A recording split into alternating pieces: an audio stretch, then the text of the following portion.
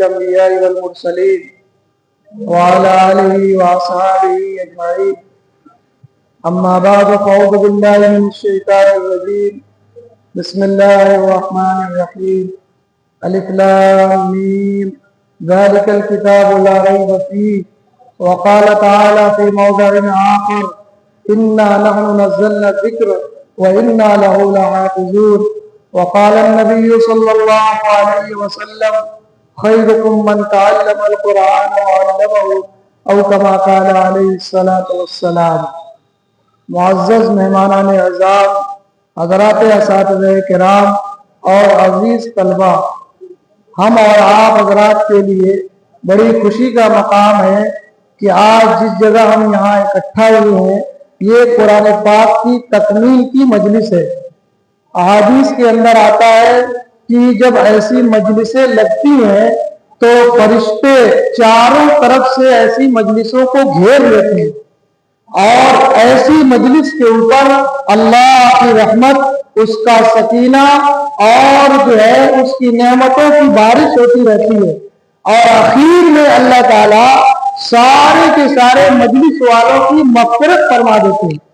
یہ بہت بڑی مجلس ہے. اس کا احساس میرے دوستو ہمیں اس وقت ہوگا جب ہم اس دنیا سے جائیں گے اور آخرت کے اعمال ہمارے سامنے کھلیں گے اور ہمارے اعمال پہ ہمیں اجر دیا جا رہا ہوگا. اس وقت آدمی افسوس کرے گا کاش کہ میرے جو وقت لغویات میں گزارا، ادھر ادھر گزار دیا، ان تمام اوقات کو ایسی مجلسوں میں گزار لیتے تاکہ یہ ہماری نجات کا ذریعہ بن جاتی. میرے محترم بزرگوں اور دوستوں، احادیث کے اندر آتا ہے کہ جو ایمان والا یا جو بچہ قرآن پاک کو حفظ کرتا ہے البس والداہ یوم القیامت تاجن، کہ اللہ تعالیٰ اس کے والدین کو القیامت کے دن ایک نور کا تاج پہنائیں گے. ضوءہ کضوء الشمس، اس کی روشنی سورج کی روشنی کی طرح ہوگی. کتنا بڑا مقام ہے ان والدین کا جن کے بچے حافظ قرآن ہو جائیں کہ کل قیامت کے میدان میں اللہ تعالیٰ ساری مخلوق کے سامنے ان کو یہ اعزاز سے نوازیں گے کہ ان کے سروں کے اوپر نور کا تاج پہنایا جائے گا. اب آپ حضرات ذرا اندازہ لگائیں کہ جس کا اتنا اعزاز احترام کیا جائے گا، اللہ کی طرف سے جس کو اتنا بڑا اعزاز دیا جائے گا اور نور کا تاج پہنایا جائے گا، کیا بھلا اللہ تعالیٰ اس سے ناراض ہو سکتے ہیں یا اس کو جہنم کے اندر ڈالیں گے؟ یہ اس بات کی علامت ہے کہ اللہ تعالیٰ اس سے راضی ہے، اس لیے اللہ تعالیٰ اس کے سروں کے اوپر نور کا تاج اڑا رہے ہیں اور پہنائے جائے گا. اور حافظ قرآن سے کہا جائے گا اقرا ورتقی ورتل کما ترتل فی الدنیا، کہ اے حافظ قرآن تم پڑھتے جاؤ قرآن پاک کو اور تم اپنی منزلوں کو چڑھتے جاؤ. چنانچہ حافظ قرآن کی ایک آیت پڑھے گا، اس کا ایک درجہ بلند ہوگا، ایسے ہی وہ پورے قرآن کو پڑھتا چلا جائے گا اور اس کے درجات بلند ہوتے چلے جائیں گے. تو علماء نے یہاں نقطہ لکھا ہے کہ اس کے والدین کو کیوں یہ مقام دیا جائے گا. اس کے والدین کو یہ اس لیے مقام دیا جائے گا کہ اکثر بچے جو قرآن پاک کو حفظ کرتے ہیں ان کی خود کی نیت نہیں ہوتی ہے بلکہ ان کے والدین کی نیت ہوتی ہے کہ ہمارا بچہ حافظ قرآن بن جائے. ان کے والدین کی اس نیت کی وجہ سے اللہ تعالیٰ ان کے والدین کو نور کا تاج پہنائیں گے. اور دوسری حدیث میں آتا ہے کہ 10 ایسے آدمیوں کو جن کے اوپر جہنم واجب ہو گئی ہو، یعنی 10 لوگوں کو اللہ تعالیٰ کہیں گے کہ ان کا میرے نزدیک کوئی حساب کتاب نہیں ہے. اس حافظ قرآن سے کہا جائے گا کہ تم 10 لوگوں کو اپنے ساتھ لو اور جنت کے اندر داخل ہو جاؤ. چنانچہ یہ حافظ قرآن 10 لوگوں کی سفارش کرے گا اور 10 لوگ اس کی سفارش کی وجہ سے جنت کے اندر داخل ہو جائیں گے. اللہ تعالیٰ فرمائیں گے اس وقت کہ دیکھو میں ایسے بندے کی سفارش قبول نہیں کروں گا جو تمہارے حفظ تمہارے اوپر تان کرتا تھا، تمہیں تانا دیتا تھا اور تمہیں تکالیف پہنچاتا تھا، تمہاری ہمتوں کو پست کرتا تھا اور تمہاری حوصلہ افزائی نہیں کرتا تھا۔ اللہ تعالیٰ بہت سارے لوگ آج جو ہے کہتے کہ آج کا ماڈرن دور ہے کہ کیوں آپ اپنے بچوں کو حفظ کرا رہے ہیں، حفظ کرنے کے بعد یہ کیا کرے گا، کوئی امامت کرے گا مسجد کے اندر یا کسی مدرسے کے اندر پڑھائے گا، 10 دن نہیں میرے دوستو، ان کا مقام اللہ کے نزدیک بہت بڑا ہے، اتنا بڑا ہے کہ اللہ تعالیٰ سفارش کا جو موقع ہوگا اور سفارش کا جو حق ہوگا یہ اللہ تعالیٰ سب کو نہیں دیں گے۔ اللہ تعالیٰ کے کچھ خاص بندے ہوں گے جن کو اللہ تعالیٰ سفارش کرنے کے لیے کہیں گے۔ چنانچہ یہ حافظ قرآن 10 لوگوں کو اپنے ساتھ جنت کے اندر لے کے چلا جائے، اور یہ قرآن اللہ تعالیٰ نے آپ نے دیکھا کہ الحمدللہ اس چھوٹے سے بچے نے اپنے سینے کے اندر پورا قرآن محفوظ کر لیا۔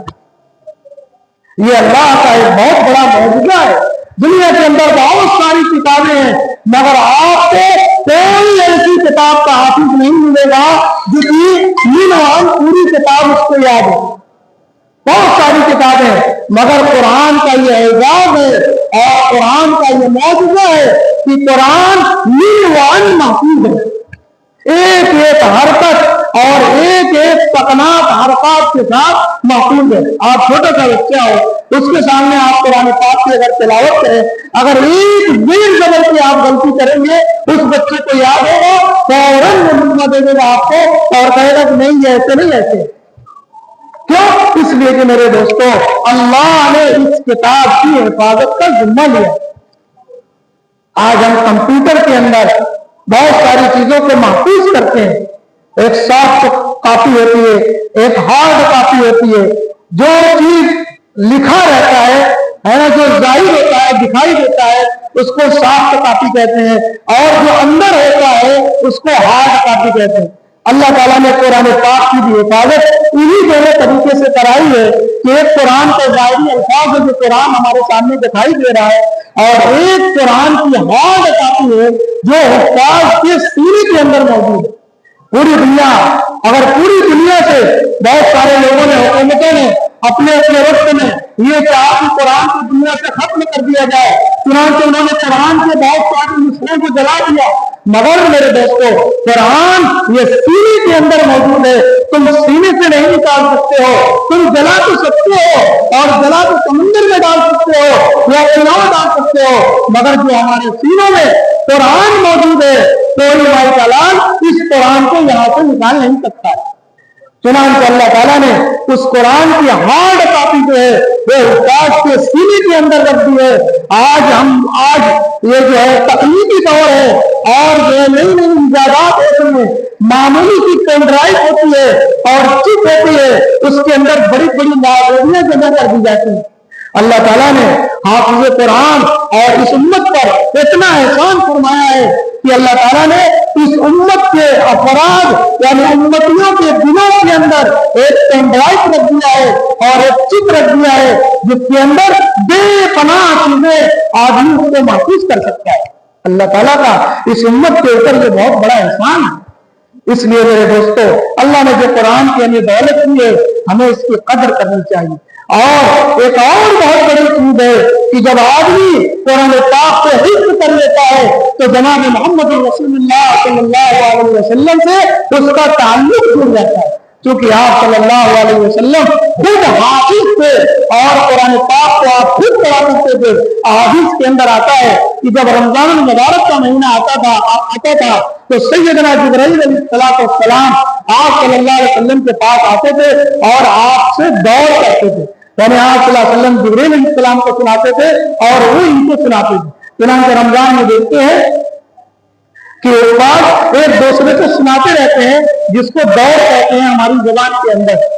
تو حافظ جب آدمی بن جاتا ہے تو اس سے اللہ کے رسول صلی اللہ علیہ وسلم کا ایک خصوصی تعلق ہو جاتا ہے، آپ کی روح سے، آپ کے قلب سے اور آپ کے جسم سے ایک تعلق جڑ جاتا ہے کہ نبی کریم صلی اللہ علیہ وسلم کے حافظ تھے اور یہ بچہ بھی حافظ ہو گیا ہے اور اس تعلق کے اندر مضبوطی آ جاتی ہے اور یہ تعلق جڑ جاتا ہے۔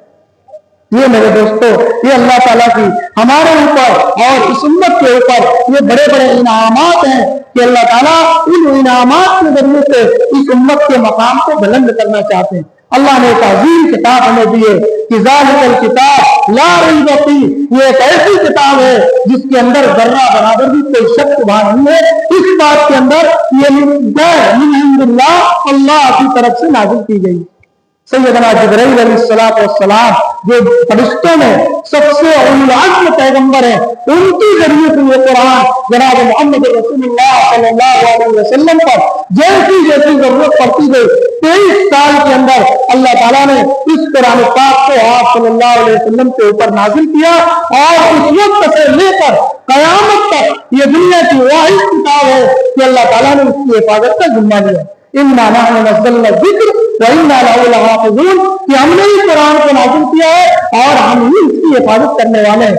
چنانچہ اس کے الفاظ کی حفاظت حفاظ کرام سے کرائی جاتی ہے، اور اس کے پڑھنے کی حفاظت کہ کس لہجے میں پڑھنا ہے، کیسے پڑھنا ہے، کس حروف کی ادائیگی کیسے کرنی ہے، وہ قرآن حضرات کرتے ہیں، اور اس کے معانی کی حفاظت اللہ تعالیٰ نے اس کی ذمہ داری حضرات علماء کرام کے اوپر ڈالی ہے کہ کون سی آیت سے کون سا مسئلہ مستنبط ہوگا، اور یہ فرض ہوگا کہ واجب ہوگا کہ سنت ہوگا، یہ سارا کام حضرات علماء کرام کا ہے جو قرآن پاک کی آیتوں سے مسائل کا استنباط کرتے ہیں۔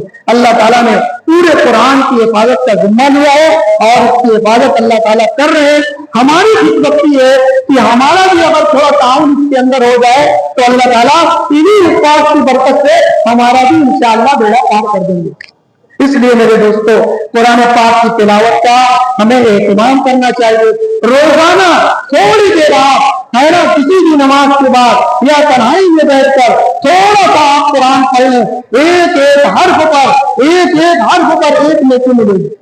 بعض روایات کے اندر آتا ہے کہ آپ نے صرف پڑھا الف لام میم، یہ 3 حروف ہو گئے، اب ان 3 حروف پر ایک حرف پر 10 نیکی۔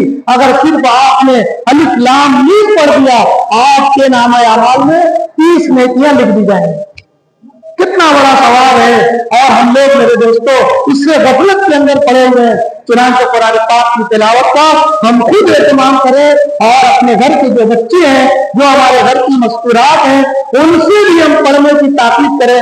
پرانے زمانے کے اندر آج سے 20 سال 10-15 سال پہلے جب چھوٹے تھے ہم لوگ، تو فجر کی نماز کے بعد جب محلے میں گزرتے تھے تو گھروں سے قرآن پاک کی تلاوت کی آواز آتی تھی۔ ہمارے گھر کی مستورات، ہماری مائیں اور بہنیں قرآن پاک کو پڑھتی تھی، جن کی آوازیں ہمارے کانوں کے اندر جاتی تھی۔